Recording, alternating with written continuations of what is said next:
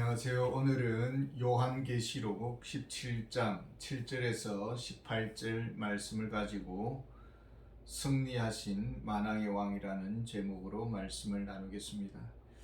7절에 보면은 천사가 이르되 왜 놀랍게 여기느냐, 내가 여자와 그가 탄 7 머리와 10뿔 가진 짐승의 비밀을 내게 이르리라. 지금 어떤 천사가 비밀을 보여주고자 합니다. 여자와 그가 탄 그 짐승의 비밀에 대한 것입니다. 고린도전서 2장 10절에 보면은 오직 하나님이 성령으로 이것을 우리에게 보이셨으니 성령은 모든 것 곧 하나님의 깊은 것까지도 통달하시느니라. 진리 안에 거하는 자, 성령 안에 거하는 자에게 하늘의 비밀을 깨닫게 해 주십니다. 비밀이라고 해도 알게 되면은 비밀이 되지 않습니다. 모를 때에 신비합니다. 궁금합니다. 큰 산을 정복해야 하는 그 숙제처럼 보여집니다. 그러나 산도 정상에 오르면은 궁금하지 않습니다. 성경도 풀리면은 걱정될 것도 없습니다. 놀랄 일도 아닙니다. 여자와 그가 탄 짐승의 비밀이 무엇일까요? 8절에 보면은 내가 본 짐승은 전에 있었다가 지금은 없으나 장차 무정행으로부터 올라와 멸망으로 들어갈 자니 땅에 사는 자들로서 창세 이후로 그 이름이 생명책에 기록되지 못한 자들이 이전에 있었다가 지금은 없으나 장차 나올 짐승을 보고 놀랍게 여기리라. 여자가 탄 짐승은 무엇입니까? 여자는 또 무엇입니까? 9절에 보면은 지혜 있는 뜻이 여기 있으니 그 7 머리는 여자가 앉은 7 산이요. 여자는 7 산, 곧 7 왕 위에 앉아 있다라는 것입니다. 그러니까 여자는 세상의 큰 권력의 중심에 있습니다. 임금과 권세자들을 지배하고 있습니다. 짐승은 하나님을 대적하는 로마의 황제, 교회를 핍박하는 권력자입니다. 이 권력자의 속성이 무엇일까요? 전에는 있었습니다. 지금은 없습니다. 장차 무적행으로부터 올라와 멸망으로 들어갈 자라, 그렇게 말합니다.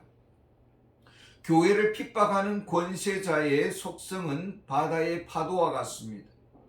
로마 시대의 교회를 핍박하는 황제들이 많았습니다.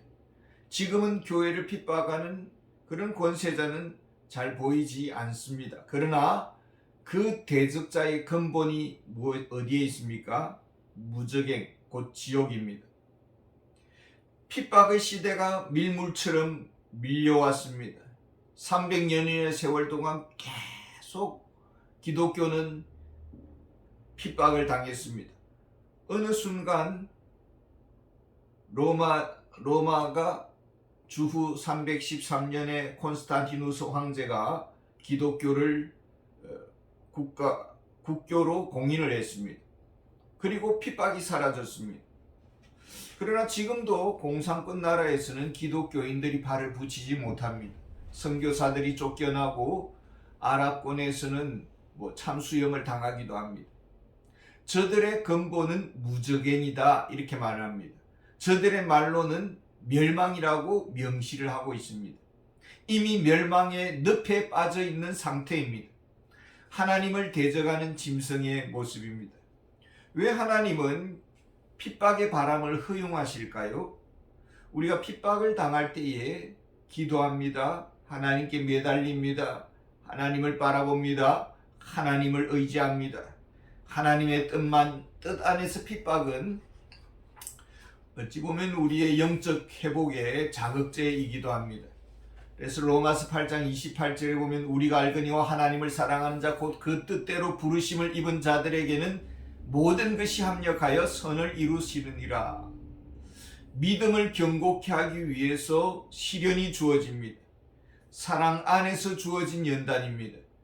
그 시기가 통과되면은 더 높은 차원의 믿음을 가지게 될 것입니다. 9절에 지혜 있는 뜻이 여기 있으니 그 7 머리는 여자가 앉은 7 산이요. 지혜 있는 뜻이라고 했습니다. 그러니까 영적 지혜자, 영적 리더십을 가진 자로 이해할 수 있겠습니다. 영적 지도자가 생각해야 할 것이 있습니다. 악한 세력의 동향입니다. 지피지기면 백전백승이라는 말이 있습니다. 지금 악한 세력이 무슨 생각을 하고 있는가? 이것을 아는 지도자는 만반의 대책을 세울 것입니다. 악한 시대에 무엇을 준비해야 될지 아는 것입니다. 그러나 이것을 알지 못하면 속시무책으로 당할 수가 있습니다. 에베소서 6장 12절에 우리의 씨름은 혈과 육을 상대하는 것이 아니요 통치자들과 권세들과 이 어둠의 세상 주관자들과 하늘에 있는 악의 영들을 상대함이라. 여자는 세상 권세의 배후에 악한 지배자로 있습니다. 그 밑에 하수인들이 있는 것이죠. 7산, 10절에 보면은 7왕이라고 합니다. 이 세상의 권세자들과 악한 영적 세력은 아주 밀착되어 있다는 것입니다. 권력이라는 것이 무엇일까요? 로마서 13장 1절에 보면은 각 사람은 위에 있는 권세들에게 복종하라. 권세는 하나님으로부터 나지 않음이 없나니 이랬습니다. 권세의 주체가 하나님이십니다. 하나님이 권세자를 세우십니다. 무엇을 하라고 세우십니까? 로마서 13장 3절에 보면은 다스리는 자들은 선한 일에 대하여 두려움이 되지 않고 악한 일에 대하여 내가 권세를 두려워하지 아니하려느냐? 선을 행하라. 그리하면 그에게 칭찬을 받으리라. 선을 행하는 자에게는 상을 주기도 하고 악을 행하는 자는 다스리는 것입니다. 이것이 권세의 역할입니다. 그런데 이 권세자들이 악한 영적 지배자와 밀착 관계 속에 있다라는 것입니다. 10절에 보면은 또 7왕이라 5은 망하였고 아직 하나는 있고 다른 하나는 아직 이르지 아니하였으나 이르면 반드시 잠시 동안 머무르리라. 역사에 권세 칼을 휘둘렀던 왕들이 있었습니다. 지금 현재도 있습니다. 언젠가 또 다른 권세자가 일어날 것입니다. 이 권세의 속성이 무엇입니까? 잠시 동안 이렇게 말을 하고 있습니다. 하늘을 찌르는 권세, 사람들의 삶을 쥐락펴락했던 권세, 이 권세 앞에 모두가 벌벌 떱니다. 권세는 하나님이 주신 것입니다. 하나님의 뜻을 위해 사용하라고 주신 힘이었습니다. 그러나 임시적이고 찰나적입니다. 영원히 영화를 누릴 수 있는 자리가 아닙니다. 그 권세자들이 하나님의 뜻을 저버립니다. 악령의 통치에 노란할 때에 어떤 결과가 일어나는 것입니까? 11절에 보면은 그가 멸망으로 들어가리라 이렇게 말합니다. 이미 멸망 가운데 있다라는 뜻입니다. 우리가 가난하게 살 수가 있습니다. 때로는 고통을 당하기도 합니다. 거지 나사로와 같이 부자의 상에서 떨어지는 부스러기를 먹고 살 수가 있습니다. 그러나 중요한 것은 어디로 가고 있느냐, 방향이 중요합니다. 오늘은 우리가 아파할 수가 있습니다. 슬픔의 세월을 보낼 수가 있습니다. 문제는 영원한 미래가 어떻게 되어 있느냐, 이것이 문제입니다. 지금은 온 세상의 권력을 다 가졌습니다. 온갖 권력으로 자신의 부와 야망을 취했습니다. 하나님으로부터 받은 권력은 어디에 사용했습니까? 갈라디아서 6장 7절에 보면은 스스로 속이지 말라. 하나님은 업신여김을 받지 아니하시나니 사람이 무엇으로 심든지 그대로 거두리라. 교회가 핍박하는데 이 권력을 사용했다면 부메랑으로 되돌아올 것이다 라는 것입니다. 12절에 보면 내가 보던 10뿔은 10왕이니 아직 나라를 얻지 못하였으나 다만 짐승과 더불어 임금처럼 한동안 권세를 받으리라. 10뿔, 10왕, 그러나 아직 나라를 얻지 못했습니다. 임금은 아니지만 임금처럼 권세를 가졌습니다. 무엇을 말합니까? 아주 권력 가까이에 있었습니다. 언제든지 앞선 권세자를 무너뜨릴 수 있는 그런 힘을 가지고 있습니다. 이 세상 속에 도전과 응정이 있습니다. 어떤 사람은 지키고자 하고 어떤 사람은 얻고자 도전을 합니다. 권력을 얻기 위해서 암투와 살인과 모략과 갈등으로 피비린내가 진동합니다. 그러나 한동안 권세를 받으리라. 영원한 권세가 아닙니다. 한동안, 잠시 동안 임시적인 권세입니다. 솔로몬 왕은 세상의 모든 것을 다 가졌습니다. 다 맛보았습니다. 다 누려보았습니다. 결론적으로 이렇게 말합니다. 전도서 2장 11절에 그 후에 내가 생각해 본즉 내 손으로 한 모든 일과 내가 수고한 모든 것이 다 헛되어 바람을 잡는 것이며 해 아래서 무익한 것이로다.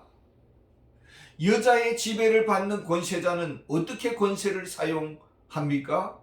13절에 보면 그들이 한 뜻을 가지고 자기의 능력과 권세를 짐승에게 주더라 이렇게 말을 하고 있습니다.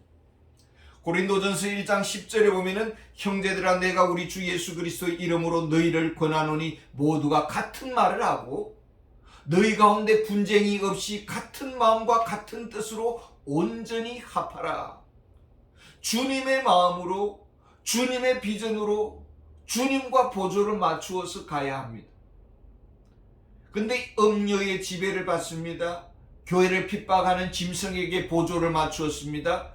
교회를 핍박하는데 동조했습니다. 같이 핍박했습니다. 시편 2편 1절에 보면은 어찌하여 이방 나라들이 분노하며 민족들이 헛된 일을 꾸미는가. 세상 군왕들이 났으며 관원들이 서럽게 하여 여호와와 그의 기름 부음 받은 자를 대적하며. 세상은 교회를 핍박하는데 힘을 모았고 같이 협력했습니다. 우리는 영적 전쟁의 한가운데 살아가고 있습니다. 14절에 보면 그들이 어린 양과 더불어 싸우려니와 어린 양은 만주의 주시오 만왕의 왕이심으로 그들을 이기실 터이요 또 그와 함께 있는 자들도 곧 부르심을 받고 택하심을 받은 진실한 자들도 이기리로다. 그리스도인의 승리의 비결은 무엇입니까? 어린 양은 만왕의 왕이십니다. 세상 만물을 창조하셨습니다. 세상 만물을 다스리십니다. 세상 역사를 주관하고 있습니다. 그분이 나의 주님이시요 나의 왕이십니다. 이 믿음으로 살아갈 때에 우리는 승리할 것입니다. 그런데 사단의 세력이 있습니다. 15절에 보면은 또 천사가 내게 말하되 내가 본 바 응녀가 앉아있는 물은 백성과 무리와 열국과 방언들이니라. 이들은 누구입니까? 16절 요한계시록 16장 9절에 보면은 사람들이 크게 태움에 태워진지라 이 재앙들을 행하는 권세를 가지신 하나님의 이름을 비방하며 또 회개하지 아니하고 주께 영광을 돌리지 아니하더라. 우리가 예수님을 믿기 전의 모습을 사도 바울은 이렇게 표현을 하고 있습니다. 에베소서 2장 3절에 보면 전에는 우리도 다 그 가운데서 우리 육체의 욕심을 따라 지내며 육체와 마음에 원하는 것을 하여 다른 이들과 같이 본질상 진노의 자녀이었더니. 육체적 인간의 근본이 무엇입니까? 8절에 보면 그 이름이 생명책에 기록되지 아니한 자 이렇게 말합니다. 교회를 대적하고 하나님의 이름을 비방하는 자들입니다. 세상의 영적 통치자들이 세상 사람들을 지배하고 있습니다. 그런데 이상한 일이 벌어집니다. 16절에 보면은 내가 본 바 이 열불과 짐승은 음녀를 미워하여 망하게 하고 벌거벗게 하고 그의 살을 먹고 불로 아주 사르리라. 마태복음 10장 21절에 보면은 장차 형제가 형제를 아버지가 자식을 죽는데 내주며 자식들이 부모를 대적하여 죽게 하리라. 형제였습니다. 가족이었습니다. 그런데 서로 죽입니다. 서로 잡아먹습니다. 이것이 로마 황제들의 그 가족 속에 일어난 일들이었습니다. 복종 관계입니다. 어느 날 서로 대적을 합니다. 무슨 일이 일어난 것입니까? 17절에 보면 이는 하나님이 자기 뜻대로 할 마음을 그들에게 주사 한 뜻을 이루게 하시고 그들의 나라를 그 짐승에게 주게 하시되 하나님의 말씀이 응하기까지 하심이라. 분명 저들은 여자와 가깝습니다. 그런데 저들의 마음을 주관하시는 분은 하나님이십니다. 하나님이 당신의 뜻을 저들의 마음에 속에 주었습니다. 어느 순간 자기들끼리 서로 전쟁을 치릅니다. 무엇을 말합니까? 일반 세속 역사 속에 하나님께서 깊숙이 개입하고 있다라는 것입니다. 역사는 우연히 진행되고 있지 않습니다. 오직 하나님의 뜻만 쓸 것이고 하나님의 계획만 성취될 것입니다. 하나님의 주권만이 온 세상을 통치할 것입니다. 이 믿음으로 우리가 살아가기를 원합니다. 감사합니다.